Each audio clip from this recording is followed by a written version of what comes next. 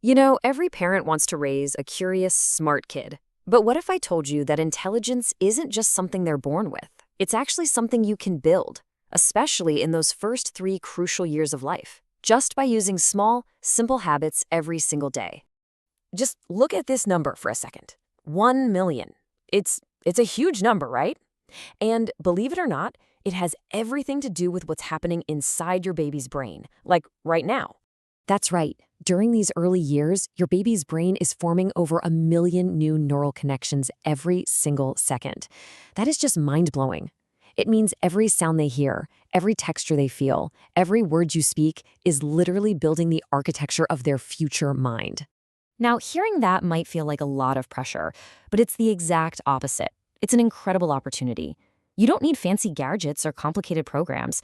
The most powerful brain-building tools are the simple, loving actions you're probably already doing. So let's break them down into 9 clear habits across 3 main pillars. Okay, first up is Pillar 1, connect and communicate. This is all about the power of your interaction and the strength of that amazing emotional bond you share. So the first habit? It's so simple. Just talk constantly. The science is totally clear on this. It builds the foundation for language. And how do you do it? Well, you just narrate your day. Okay, now we're putting on your socks, or look at that big red truck outside. And when they make a little coo or babble back at you, respond. You're not just making noise, you're teaching them the back and forth of conversation. And research shows it can directly boost their future IQ. Next up, reading every day. And yes, you can absolutely start from day 1. I know you might think a newborn is too young, but reading aloud literally activates the language and imagination centers in their brain. The best way to do it? Just make it a cozy bedtime routine. Use an enthusiastic voice, point to the pictures. You're helping them associate books with comfort and fun for the rest of their lives. Oh, this one is so fundamental. A baby's emotional security is directly wired to their brain development. When you respond quickly and lovingly to their cries, you're actually lowering stress hormones like cortisol that can get in the way of healthy brain growth. You're teaching them that the world is a safe, predictable place, and that frees up all their mental energy to just focus on learning. And please, never worry about spoiling a baby with love. It's just not possible. That consistent affection builds confidence, not dependence.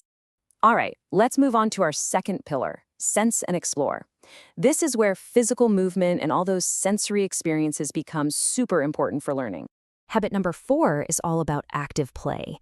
Think about the big physical milestones, rolling over, then crawling, then standing. Each one of these is also a brain training milestone. It's building coordination, strengthening connections between both sides of the brain. The really important thing here is not to rush these stages. Each one provides unique and totally essential training for their developing mind. You know, music is basically a full brain workout for your baby. It activates pathways for creativity, language, and emotion all at the same time. When you sing a simple song or clap to a beat, you're actually helping their brain learn to recognize patterns, and that's a foundational skill for both math and language down the road. So yeah, put on some gentle tunes, sing those lullabies, and have a little dance party in the living room. Curiosity really is the engine of intelligence.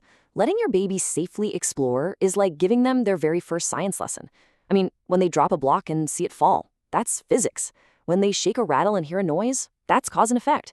So just provide safe spaces, simple toys like stacking cups, and yeah, even let them get a little messy sometimes. That's how they learn how the world really works. And all of that brings us to our third and final pillar, nurturing the foundation.